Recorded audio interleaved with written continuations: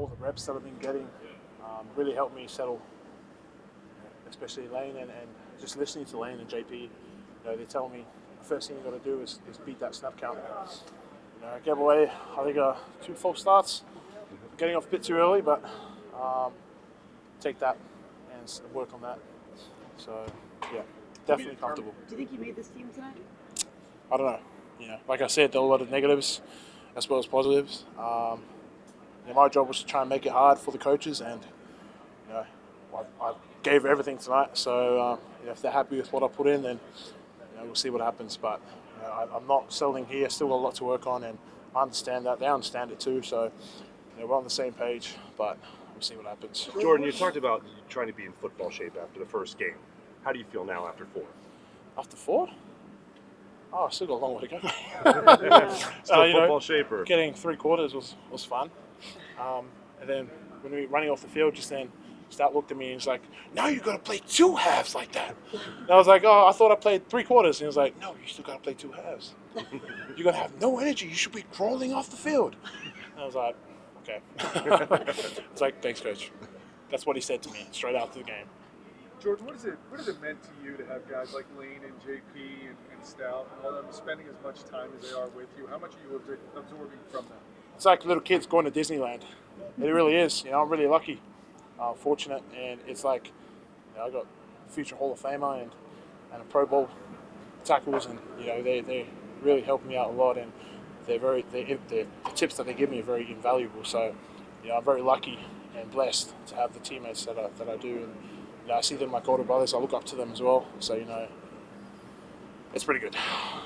Keep short. You let yourself think back to where you were when you first came here and up to a point like tonight. How far you come? How far have I come? I used the peanuts, and I said I was at quarter of a bag. I'm still at quarter of a bag, but I definitely look back and reflect, because it's good. I think it's healthy to understand where you've come from and see all the hard work that you've put in place and see how much you've progressed. So I'm really happy, but I'm going to settle for it. I still need to get better, so that's what I'm going to focus on every day. One of the analysts who used to play in this league, Russ Tucker, tweeted during the game that he thought you were going to be an all-pro based on what he saw tonight. He wasn't joking. What's he drinking? I want some. No. I love those comments. It gives me hope. Makes me want to train harder and work on the stuff I do. Coming from no experience, it's great to see that ex-NFL players, commenting what they're saying. The stuff that they're saying is gives me hope. But I know that I'm still at the bottom of the food chain, and I'll get there. Jordan, there are guys in this league, picked in the 5th, 6th, 7th rounds, who played football all their life here, and it's a struggle for them to make the team.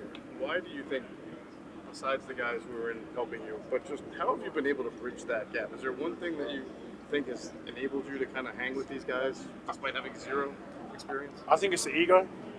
The ego? Ego. Ego. EGO. It's the ego thing. I'm a strong believer in that. I feel like when college guys, they graduate or if they get drafted, they have like some, I don't know, enigma. They feel like they're top dog, and then they come to here, and then they're at the bottom of the food chain. For me, I knew nothing, so I was fine. I knew what I was getting myself into. I knew where I had to go, and so for me it was easier just to pick up everything like a clean slate. I didn't have any bad habits, and I didn't understand it all.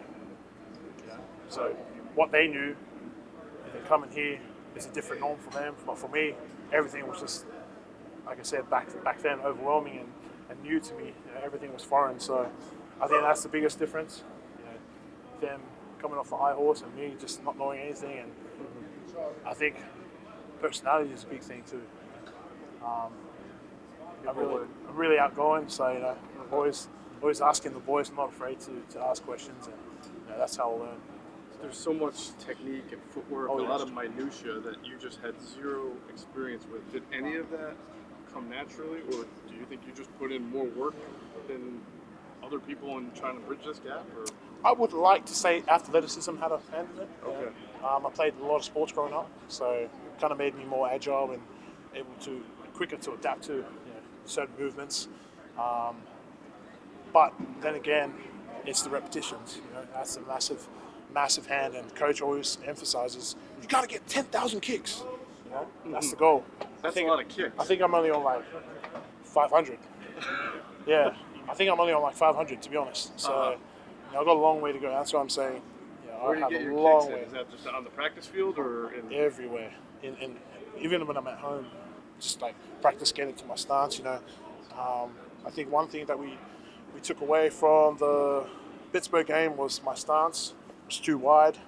So then we had to narrow it. And so you just see me at home. I'll be like, just try and get my body used to it. Muscle memory. I'm a big believer in that. So yeah.